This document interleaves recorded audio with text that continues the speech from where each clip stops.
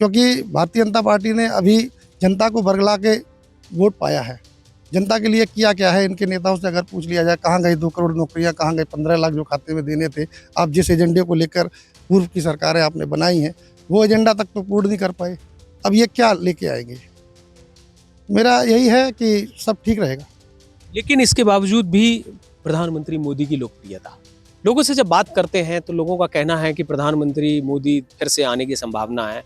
कहीं ऐसा तो नहीं कि वो लहर कहीं आपके चुनाव नहीं, देखिए, मैं आपको फिर बता दूं, 2014 में जो लहर थी, एक साइलेंट वेव चली थी।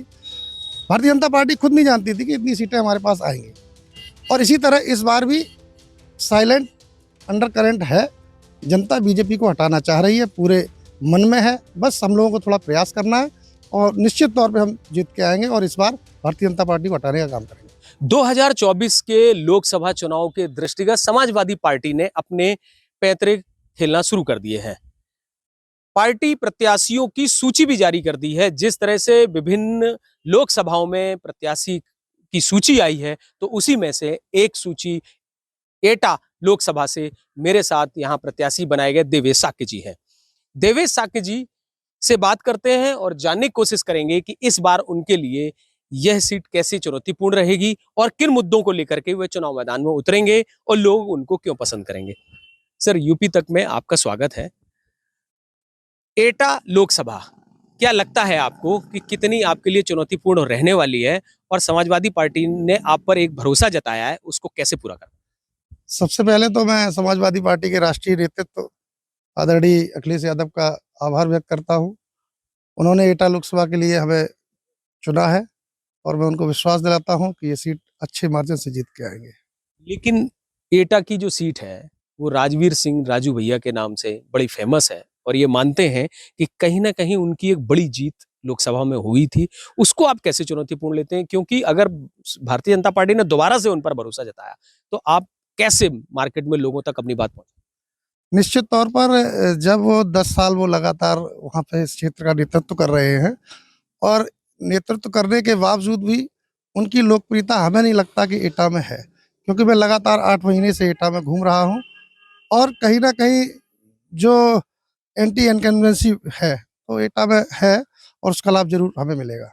लेकिन जिस तरह से भारतीय जनता पार्टी लगातार अपने राजनीतिक दांव चल रही है, राम मंदिर का मुद्दा रहा, राम मंदिर की प्राण प्रतिष्ठा जिस तरह से हुई, लोगों में बड़ा जोश देखा गया, बहुत भारी भरकम प्रचार था। क्या लग रहा है कि इसका प्रभाव आपके चुनाव पे नहीं पड़ा?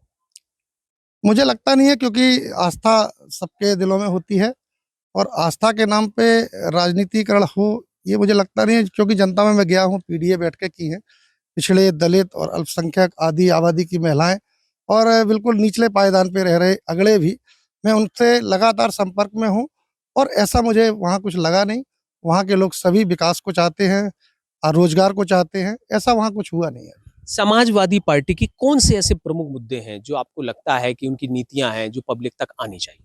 देखिए, शिक्षा, बेरोजगारी और चिकित्सा, स्वास्थ्य, सारी चीज़ें आप देख रहे हैं वर्तमान में क्या परिस्थिति है, बढ़ती हुई महंगाई। हम इन्हीं मुद्दों को लेकर जनता के बीच में जाएंगे और जो भी है, जितना भी प्रयास है उतना प्रयास करेंगे, जनता को समझाने का प्रयास करेंगे, क्योंकि भारतीय जनता पार्टी ने अभी जनता को बरगला के वोट पाया है। जनता के लिए किया क्या है, इनके नेताओं से अगर पूछ लिया जाए, कहाँ गई 2 करोड़ नौकरियाँ, कहाँ गए 15 लाख जो खाते में देने थे। आप जिस एजेंडे को लेकर पूर्व की सरकारें आपने बनाई हैं, वो एजेंडा तक तो पूर्ण नहीं कर पाए। अब ये क्या लेके आएंगे? मेरा यही है कि सब ठीक रहेगा। लेकिन इसके बावजूद भी प्रधानमंत्री मोदी की लोकप्रियता, लोगों से जब बात करते हैं तो लोगों का कहना है कि प्रधानमंत्री मोदी फिर से आने की संभावना है। कहीं ऐसा तो नहीं कि वो लहर कहीं आपके चुनाव को? नहीं, देखिए, मैं आपको फिर बता दूं, 2014 में जो लहर थी, एक साइलेंट वेव चली थी।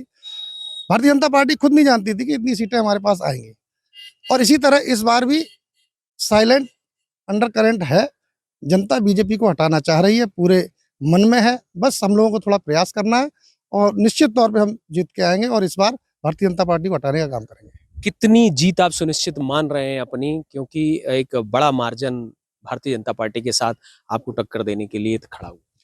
देखिए, माननीय राष्ट्रीय अध्यक्ष जी ने जो पीडीए का नारा दिया है, तो जब तक सारी टिकटें कंफर्म नहीं हो जाती, बीजेपी की टिकटें कंफर्म नहीं हो जाती, तो ये कहना मुश्किल होगा। लेकिन हम लोग प्रयास करेंगे कि लगभग 60 प्लस जाके इस प्रदेश से सीटें जिता के लाए। प्रधानमंत्री फिर आप किसको बनाना चाहते हैं? अब ये तो शीर्ष नेतृत्व तय करेगा। हम तो एक छोटे कार्यकर्ता हैं।